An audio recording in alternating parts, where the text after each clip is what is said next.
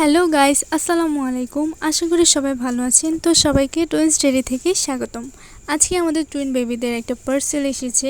আমাদের টুইন বেবিদের জন্য আমরা তাদের প্রয়োজনীয় কিছু প্রোডাক্ট পারচেস করেছি, ওইগুলোই রিসিভ করতে যাচ্ছি।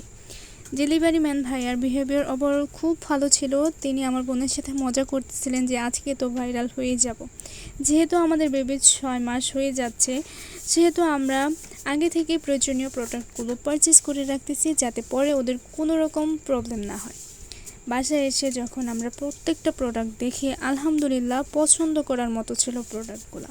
প্রথমে আমরা নিয়েছিলাম সিলিকনের কেঁচা ট্রে, যা বাচ্চাদের খাবার নিচে পড়ে যাওয়ার ঝামেলা দূর করে।